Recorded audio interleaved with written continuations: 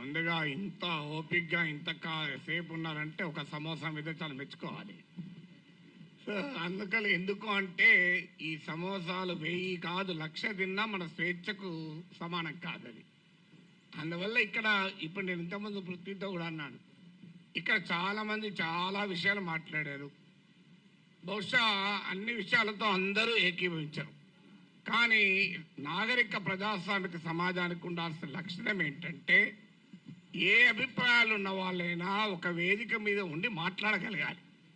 అది నాగరిక సమాజానికి ఉండాల్సిన లక్షణం. సో ఇక్కడ ఉన్న వాళ్ళందరికీ ఒకటే కన్సర్న్ ఏంటంటే స్వేచ్ఛను హరించకూడదు. ఇక్కడ మాత్రం డిఫరెన్స్ ఏం లేదు కదా ఎవరికి. భావప్రజ్ఞ స్వేచ్ఛను హరించకూడదు. భారత రాజ్యాంగం కల్పించిన ఆర్టికల్ 19(1)(a)లో కల్పించిన భావప్రజ్ఞ స్వేచ్ఛను హరించకూడదు. హరిస్తే ఏం చేస్తారు? కేసులు పెడతారు. నేను అన్నాను అరెస్ట్ చేస్తారని భయమా సార్ అన్న. భయం ఉంటే యాంటిసిపేటరీ బెయిల్ పోతాను పోలే కదా అన్న. ఇంతవరకు యాంటిసిపేటరీ బెయిల్ పిటిషన్ వేయలేదు, వేయను కూడా. ఎందుకని నవ్వుతూ అన్నా, నా జీవితంలో చాలా అనుభవాలు వచ్చాయి అసెంబ్లీతో సహా. ఒక జైలు అనుభవం రాలే, అది కూడా పోయి చేస్తే నా ఆత్మకథ పూర్తవుతుంది ఇంకో చాప్టర్ అని చెప్పాను. సో అందువల్ల అరెస్ట్లకు భయపడే వాళ్ళం అయితే ఇక్కడ దాకా రాకనే పోయేవాళ్ళం.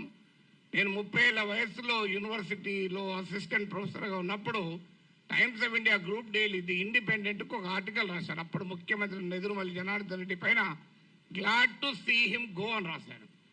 అప్పుడు చీఫ్ మినిస్టర్ ఆఫీస్ నుంచి వైస్ ఛాన్సలర్ ఫోన్ వస్తే నన్ను పిలిపించాడు. ఏం నాగేశ్వర్ పెళ్ళై 4 ఏళ్ళు అయింది, కొడుకు పుట్టి 1 year కూడా కాలే, ఇప్పుడు మన ఉద్యోగం తీసేస్తే ఏమవుతుంది అన్నాడు. నేను తీసేయమన్నాడు సార్ మీ సీఎంను. ఒక 30 ఏళ్ళు అక్కడ ఇక్కడ ట్యూషన్ చెప్పుకొని బతుకుతా, 30 ఏళ్ళ తర్వాత కోర్టులో సుప్రీంకోర్టుకి వెళ్ళి ఈ డబ్బులన్నీ తెచ్చుకుంటే జూబ్లీహిల్స్ ఇల్లు కట్టుకుంటా అని చెప్పాను. ఎందుకంటే నాకు అదొకటే మార్గం కనబడుతున్నది సార్, లేకపోతే లేదని చెప్పిన. అంటే అందువల్ల 30 ఏళ్ళ వయసులోనే భయపడలే, 62 ఏళ్ళ వయసులో భయపడతామా? సో అందువల్ల అది భయపడే ప్రసక్తే లేదు. అరెస్ట్ ఇంతవరకైతే మీకు ఫ్యాక్ట్స్ కూడా చెప్పాలి. ఎందుకంటే ఇక్కడ మాట్లాడిన వాళ్ళు చాలామంది బహుశా టీవీలు మిస్లీడ్ చేసిన రాంగ్ ఇన్ఫర్మేషన్తో కూడా ఉన్నట్టున్నారు. నా దగ్గరికి అరెస్ట్ చేసడానికి ఎవరైతే రాలే ఇప్పటి వరకు, రారని నేను చెప్పను, ఇప్పటి వరకు రాలేదు. హైదరాబాద్కు వచ్చారేమో తెలియదు, మా ఇంటికి రాలే. అయితే అక్కడ తెలంగాణ పోలీస్ ప్రొటెక్షన్కి వస్తే వాళ్ళ ఫోటోలు వేసి మనం మీడియాలో ఆంధ్ర పోలీస్ వచ్చిందని రాశారు. ఆ వీడియోలో ఉన్న వ్యక్తి మన టోలీచెక్ సిఐ. సో అలా కూడా వచ్చాయి వార్తలు. ఆ వార్తలు కూడా ఇట్లాంటి పత్రికల్లోనే వచ్చాయి. పోనీ వీళ్ళు ఇక్కడ మనకు అర్థం కావాల్సిందంటే, ఒకటి రాజ్యం ప్రభుత్వమే నేరుగా కేసులు పెట్టింది. ఏంటా కేసులు? కుల చిచ్చు పెట్టానట. నేను నా మాటలో ఎక్కడ కులమన్న పదవే లేదు, కుల చిచ్చు పెట్టాను. పవన్ కళ్యాణ్ మాటల్లో కూడా చెప్పాడు కులం అని.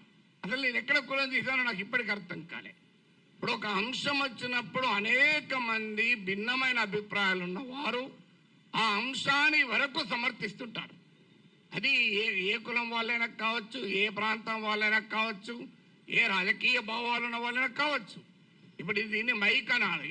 దీన్ని మైక్ అని ఒక కులం వాళ్ళకి చెప్తే మైకు, ఇంకో కులం వాళ్ళు చెప్తే కాదు స్టిక్ అంటారా? ఒక పార్టీ వాడికి చెప్తా మైకు, ఇంకో పార్టీ వాడికి చెప్తే బాటిల్ అంటారా? ఎవరైనా మైక్ అనాలి. సో దానికి కుమ్ముకైనట్టు కాదు అది.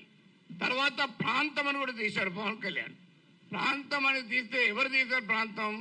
నిజంగా ఇక్కడ వచ్చిన ఇన్ని సంఘాలు ఉన్నాయి, వీళ్ళు తీయలే. తెలంగాణ సంఘాలు మొదలు ప్రాంతం అనే ప్రస్తావనే తీయలే. ఆ ప్రస్తావన తీసింది కూడా ఆ 2 పార్టీల వాళ్ళే.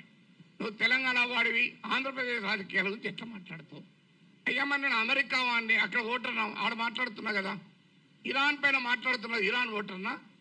ఇది ఎక్కడ సిద్ధాంతం అయ్యా? మీరైతే ఇక్కడ ఇల్లు కలిగి ఉంటారు, ఆస్తులు కలిగి ఉంటారు, మేము మాట్లాడకూడదంటే ఎట్లా? తెలంగాణలో ఉన్న పుట్టినవాడు కనుక తెలంగాణ వాడు కనుక మాట్లాడద్దంటే ఎట్లా? అంటే కులం తీసింది మీరు, ప్రాంతం తీసింది మీరు, మళ్ళీ మమ్మల్ని కులము ప్రాంతం తీశారంటున్నారు. ఎంత ఆశ్చర్యం చూడండి. ఇక అది కులం చిచ్చు పెట్టారని కేసు పెట్టారు. అక్కడ కులం ప్రస్తావన కూడా చేయలేదు నేను. ఇంకో కేసు ఏంటిది? ఈవెన్ నోటీస్ ఇవ్వకుండా కూడా అరెస్ట్ చేయొచ్చు 3 ఏళ్ళు. ఏంటది అంటే అల్లర్లు సృష్టించేదానికి పనిచేశారట. నేను ఇప్పుడు ఈ ఇన్సిడెంట్ జరిగి 10 రోజులు అయింది. ఎక్కడ అల్లర్లు అయింది? 2 దోమలు కూడా ఎవరు చంపలే, 4 ఈగలు కూడా చంపలే. అల్లర్లు ఎక్కడే? పోనీ 2 కుక్కలు కొట్లాడుకున్నాయా? మరి ఏమో ఏంది మీకు? అల్లర్లు సృష్టించారు. అదే కాదు, ప్రజా జీవితాన్ని అల్లకల్లోలం చేశారట ఒక కేసు. జోకేంద్ర వాళ్ళు పెట్టిన కేసులు మనం నవ్వొస్తాయి. మీరు ఎంతమంది చూసారో తెలియదు నాకు ఎఫ్ఐఆర్లు. ఆ సెక్షన్ నేను చూస్తే ఆ లాలోనే ఉంది, this section is not applicable for words అన్నాడు. మరి నేను వర్డ్స్ కాకపోతే ఏం మాట్లాడినా బాంబులు వేసినా? ఇంకో దగ్గర this section is not applicable to the statements అన్నారు. మరి నేను మాట్లాడేది వర్డ్ స్టేట్మెంటే కదా.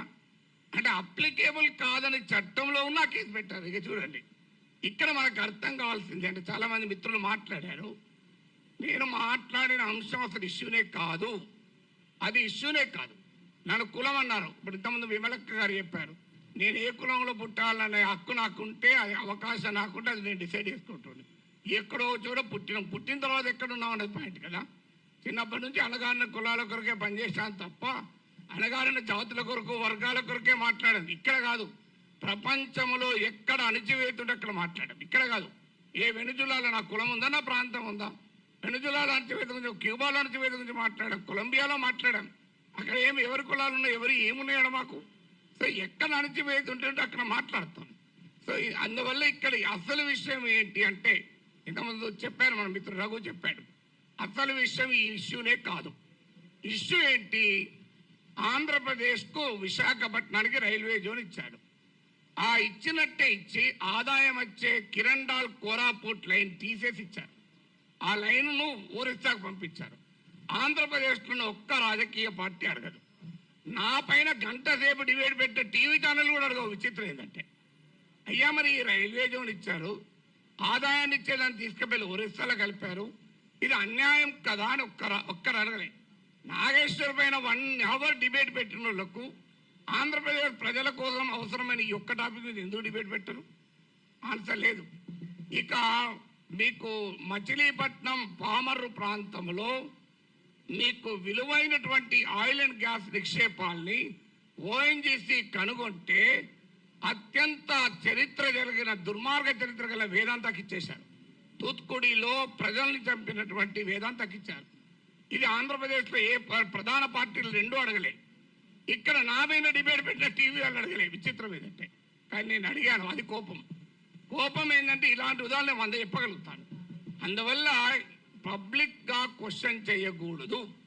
అందువల్ల ఒక్కసారి బెదిరిస్తే దాన్ని డాక్ట్రైన్ ఆఫ్ చిల్లింగ్ ఎఫెక్ట్ అంటారు. అంటే బెదిరిస్తే వీడు నోరు విప్పడని. కానీ గుర్తుపెట్టుకోవాలి, ఎంత బెదిరిస్తే అంత బిగ్గరగా అడుగుతాం, పని కట్టుకొని అడుగుతాం. అదే నేను అన్నది. అదే అని యుద్ధం మీరు మొదలు పెట్టారు, నేను ముగిస్తాను అన్నారు. మళ్ళీ దాన్ని పెట్టుకొని యుద్ధం చేస్తావట అంటారు. అయ్యా నేను ఏమన్నా అందులో క్లియర్గా నా ప్రజా సమస్యల పైన అంటే ఇప్పుడు ఇంకా దానిపైన కేసు పెట్టలేదు. బహుశా ఎఫ్ఐఆర్ ఛార్జ్ షీట్లు ఆడి చేస్తారో తెలియదు. కానీ ఒక్కడు మాత్రం మళ్ళీ చెప్తున్నాను, మీరు అరెస్ట్ చేసుకుంటారా, కేసులు విత్డ్రా చేస్తారా, చెయ్యరా, అది మీ ఇష్టం. మేము మాత్రం మాట్లాడుతూనే ఉంటాం. We will die but we will not give up our right to free speech అనేది మా మాట. చావనన్నా చేస్తాం కానీ మాట్లాడే హక్కుడు వదులుకోము. నీకే అణిచివేత వేసినా దానికి మేము సిద్ధం, సంతోషం. మీరు వస్తారంటే చెప్పండి, టైము ప్లేస్ కూడా చెప్పండి, ఆడికి వస్తా, కావాలంటే అరెస్ట్ చేసుకోండి.